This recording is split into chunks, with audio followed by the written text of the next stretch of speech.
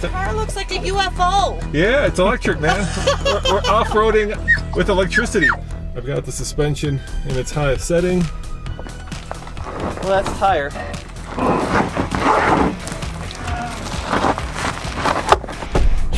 I definitely hit there. You're off the ground.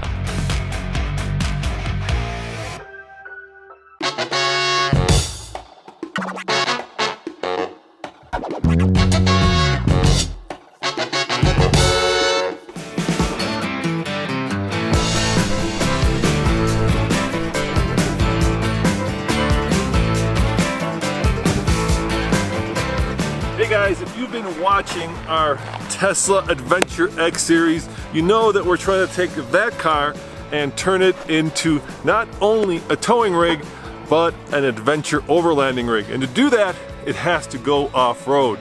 So last week we towed with it, and this week we're gonna compare it to a vehicle that Tommy's brought that is very off-road worthy. So let's see what Tommy has brought. So check it out. This is our 2004 Volkswagen Touareg, fresh from Moab, bug guts and dirt everywhere. And we're gonna compare this 15-year-old Volkswagen to that brand new Tesla off-road just to see what these two vehicles, both with air suspension, can do.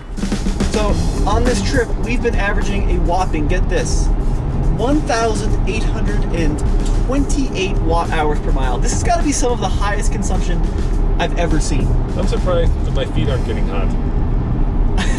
In this video, we are taking both the Touareg, but more importantly, the Tesla Model X up our TFL Rocky Top Trail. This is our standard off-road test route up here in the Colorados. It's steep and it's pretty rocky. And we're also going to talk about why we're having such a hard time finding an all-terrain tire for that Model X and why it was so easy to find one on the Volkswagen Touareg. But first, let's run the Tesla Model X through the TFL all-wheel drive slip test to see if we have any chance whatsoever of getting this all-wheel drive vehicle up our trail. So, front wheel slip test. Both front wheels are stuck in the rollers. So what we do is always the same. Into reverse first, so we can get up on, wow, instant acceleration.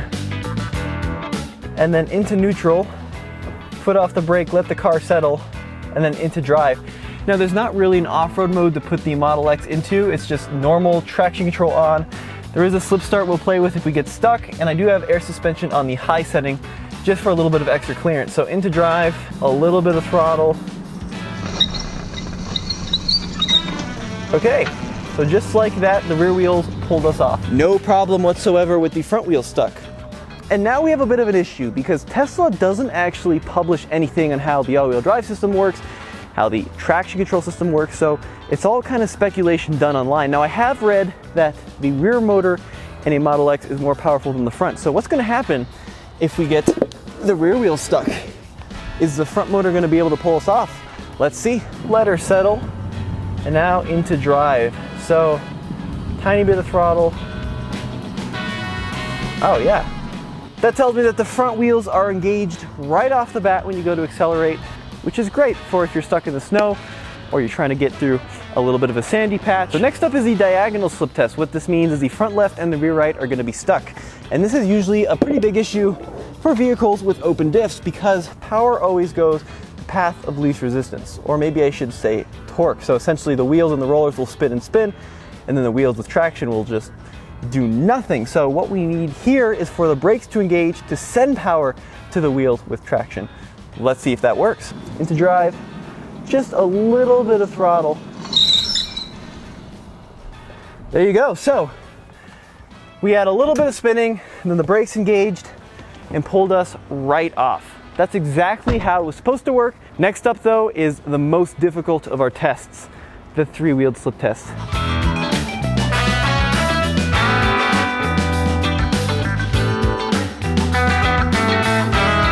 This is a test that a lot of vehicles really struggle with.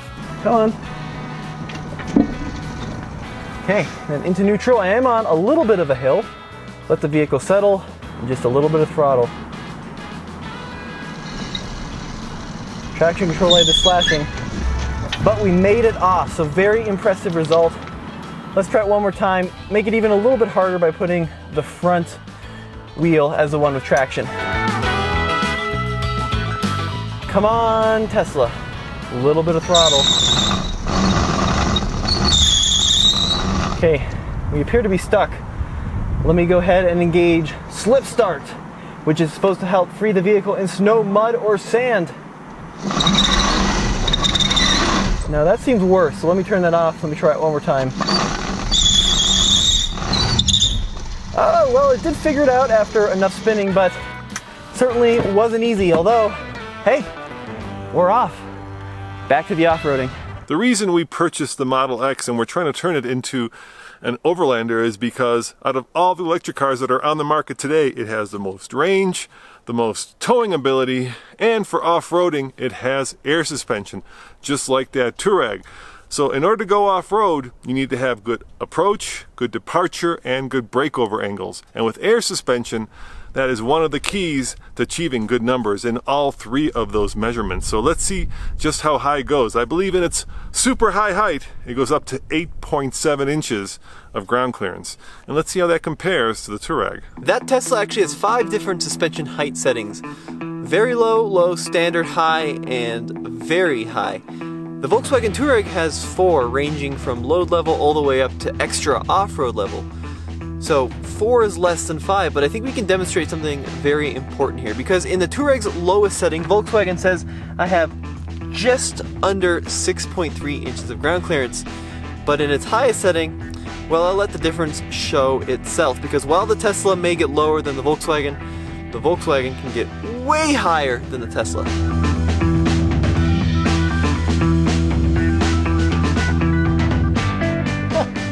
Okay, so check this out. In the highest extra off-road setting, Volkswagen says that this Touareg has 11.81 inches of ground clearance, and we've made it even a little bit taller with these extra big off-road tires. But just to give you a sense, I mean, that's well over 2 fists to the top of the fender here. What about the Tesla? Well, in the very high setting on the Tesla, it's about 8.7 inches of ground clearance. So the variation on the Touareg is about 6 all the way up to 12. It's much smaller on this Tesla. You can see I can't even quite get 2 fists inside there on the Tesla. So in terms of the just extreme amount of height variation, the Volkswagen is the easy winner here.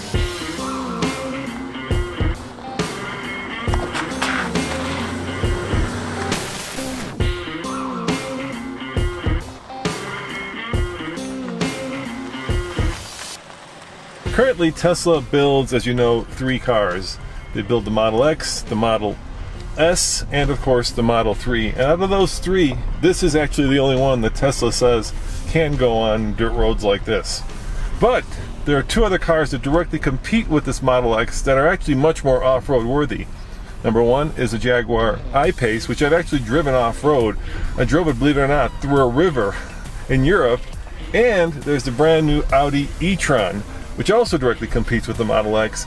And that one, Audi assures me, is incredibly off-road worthy. In fact, they did the press launch in the desert, driving it up and down sand dunes. So you might be wondering to yourself, if there are 2 more cars that are much more off-road worthy, why did we buy the Tesla Model X and not the I-Pace or the e-tron? And there's a simple reason for that. This has by far the longest range, 325 miles of range. Those other 2 cars go barely over 200. And when it comes to having an Overlander, you want range. You want to be able to go off-road as far as possible. And since we're going to be towing a trailer, we want to be able to have the most range while towing. So while this is not the most off-road worthy vehicle out of the ones that are out there right now, as we're proving by not being able to even find off-road worthy tires for it, it is the only one that can actually pull a trailer a relatively serious amount of distance before running out of power. And that's why we're turning this into our adventure rig and not an I-Pace or an e-tron. This car looks like a UFO. Yeah, it's electric, man. we're off-roading with electricity. There you go. I love your dogs. Thank you. They're cuties. Hey, boy. Oh, what a cutie. Have a good day, guys. too. Okay, Be bye. safe.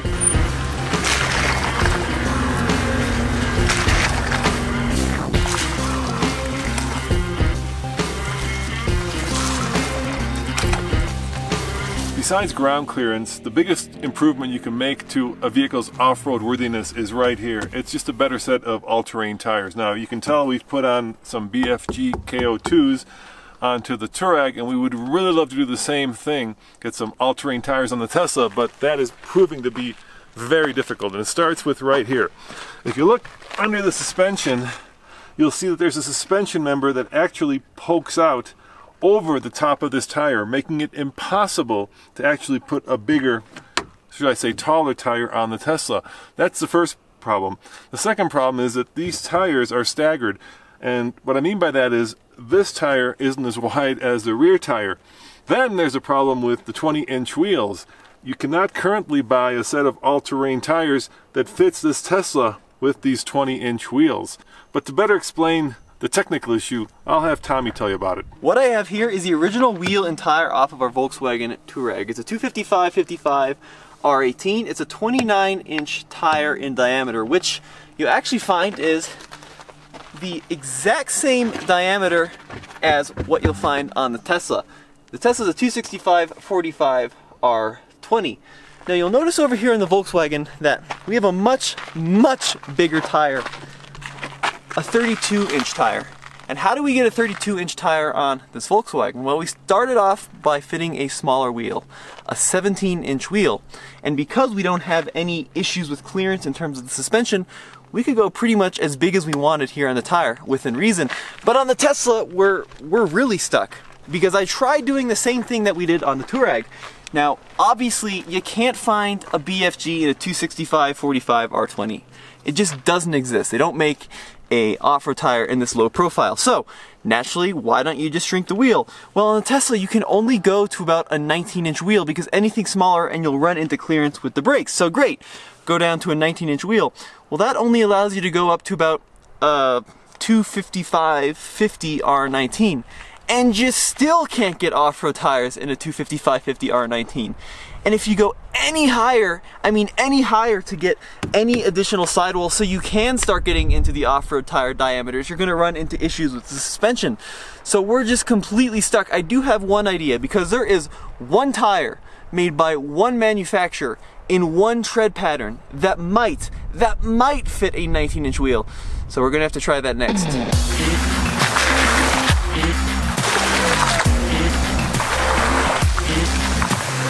So as you know, Tommy, this is Rocky Top. It's your standard off-road test of vehicles that don't really have a low range. You know, your basic crossover. And I think this is going to be tough for me in the Tesla, because unlike the Touareg, I have a flat bottom. But the problem with that is, if you run over a pointy rock with the Touareg, then you may puncture what?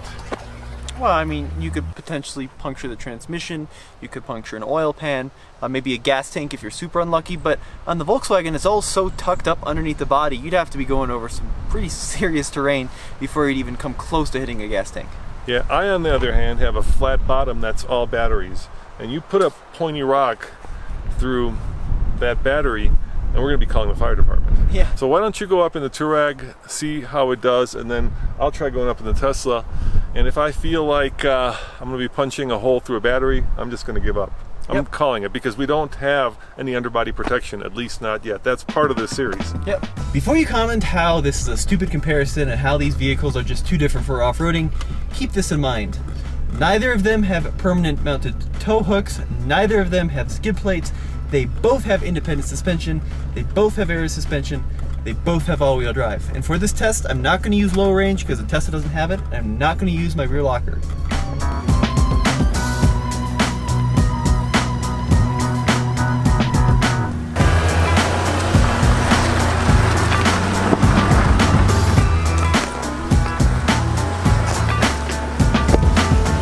So this is where Rocky Top bites. It's the gnarly part of the trail. I think I'm gonna have to have Tommy spot me up this in the Tesla, but with the Touareg, hey Tommy, take whatever line you want. I think you'll have no issues whatsoever. Let's watch him go up. Okay, the harder part on the Rocky Top. Now in this Volkswagen Touareg, I of course have a low range, a center locker, and a rear locker. I'm not gonna use any of those. I'm just gonna let the vehicle figure it out by itself, just like the Tesla can do. And for those of you saying you're only making it up because you have all-terrain tires, that's not true. Because go watch my previous Tough T series where I actually made it up this hill with street tires. So let's see what I'm gonna do here. Try to make it deliberately hard, just for kicks. Now that is how you deal with wheels in the air. Good job, VW. Yeah, I don't think I'll be taking that line. I'm sure that while Mr. Musk felt like he was building the ultimate SUV, he wasn't building it to do stuff like this. But there's only one way to find out.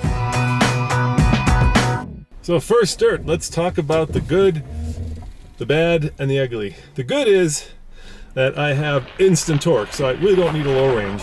It's a great thing about electric motors, tons of torque. I've got a lot of control, so that old saying, as slow as possible, as fast as necessary, that's when I'm going to take this hill. The bad, well, let me make sure my suspension is set to its highest height. 8.7 inches of ground clearance is okay, but I'd rather have more because obviously the more ground clearance I have, the more room I have for error. And the ugly, well, that's simple. I'm putting a $87,000 car in harm's way, and yeah, it could all go terribly wrong. Let's hope not. I've got the suspension in its highest setting, and now it's up to me in the car to make it up Rocky Top. And I've got Tommy spotting me, which is a lot of help. Hey, you're gonna go on 2 wheels here.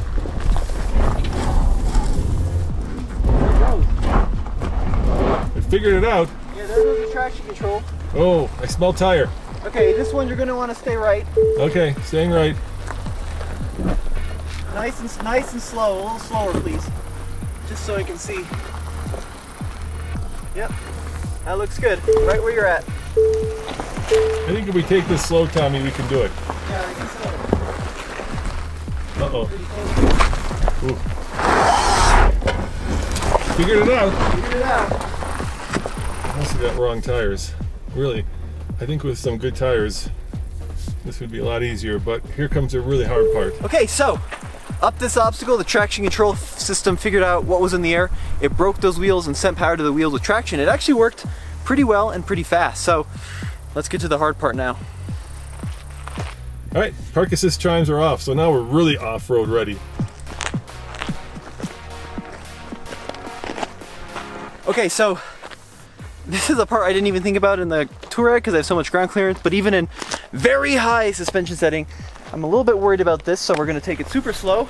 How am I doing, dude? This is what the future of electricity and off-roading looks like. Go to my, yep. Slow, slow, slow. Oh, you are just barely gonna clear it. Okay, come a little bit, passenger. Yep. Ooh, you're gonna wanna go just a little bit, passenger. That is so close in that rocker, but you're gonna clear it. Okay. Nicely done. All right, here comes the hard part. Man, there is not a lot of clearance on this car. Yeah, and that's in its highest setting.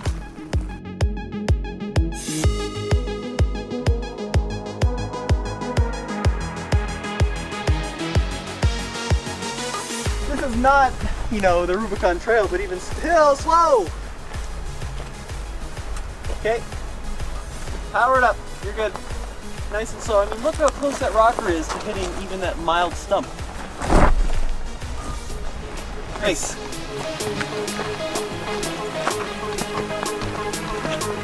All right, here we go. Here's the hard part. Yep, that's a great line. Okay, nice and slow, please. Slow. Slow as possible, as fast as necessary.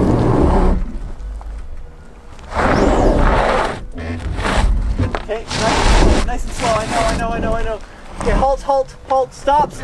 I can't use momentum because I will hit something. Normally I could use momentum. Let me see you're going slower. I can't go much slower, Tom. Yeah, you're gonna make it. Yeah? You're doing good. You have to stay harder, passenger. Let me see what you're doing on that side.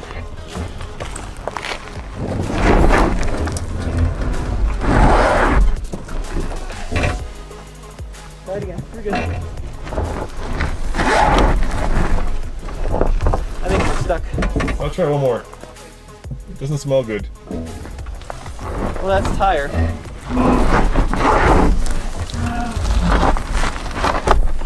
I definitely hit there. Yeah. I definitely hit. Okay. Definitely hit there. Where we hit right here.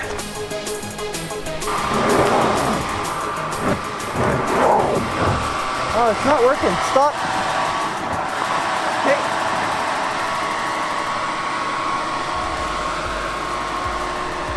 Yeah, that's a good pace, please.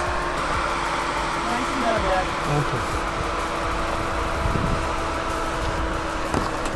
It's not happy off-road. Hard as you can. It's just these tires, it's just not happy. I've spent the last 10 years off-roading, and you can pretty much tell immediately when a car is happy and when it's not happy, and this one's not happy. I'm not saying you can't do it, it's just not designed for it. Or you're gonna scrape the bottom. I can't go any... You're gonna make this. What? Keep going. I can't go any slower. Yeah, we're gonna make it. Millimeters to spare there. There you go. This has been a pretty terrible experience, I must say. I just like, maybe the batteries have some kind of protection, but it really just feels like plastic paneling under there. If you puncture one of those, your day's over, the forest days could be over, so we're gonna have to address this if we're gonna keep off-roading it.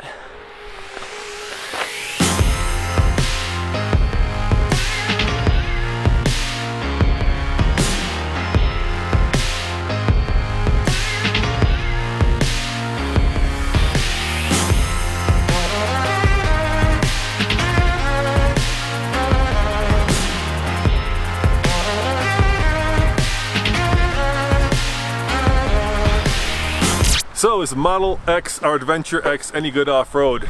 And the answer, I fear, is no. It's just too delicate at this moment. But there is good news. I mean, look, the Touareg made it look easy. And the good news with the Model X is that the bones are all there. The torque delivery is excellent. The all-wheel drive system, such as it is, isn't actually bad. It's kind of the beginnings of a very rudimentary terrain management system.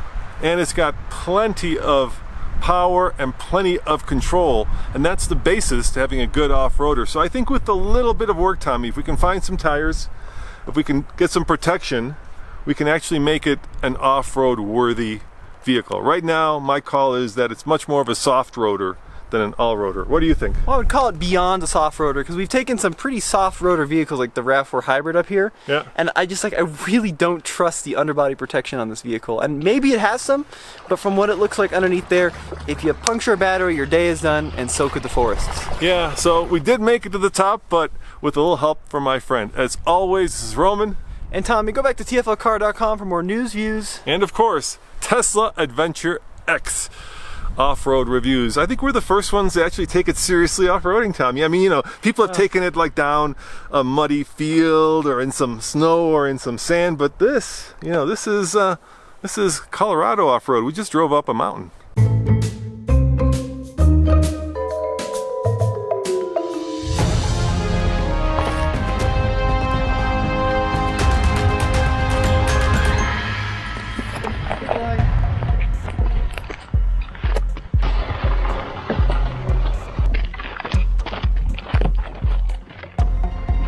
There you go. Just a little bit to the driver's side here. Okay? Perfect line. Okay, straight on, straight on.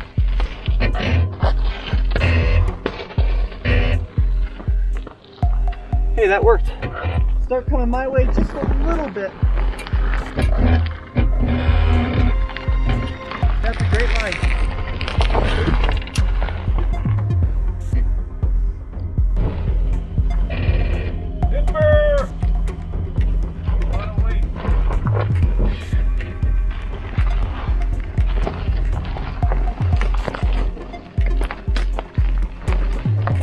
More this way, please. Go that way.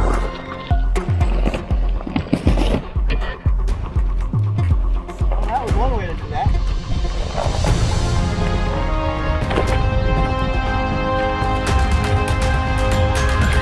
I made it down, but this poor car, I mean, it should be like cruising up and down the streets of Hollywood or Malibu and not up here climbing Rocky Top. And you can really tell the weight of the thing. I mean, it's a heavy vehicle, especially with all those batteries. So on the way down, you feel like you have control, but at points it just starts to slip and you're like, I got my foot on the brake, and yet it's still going down the hill. Now, of course, a lot of off-roaders do that, but you can really tell how heavy this one is.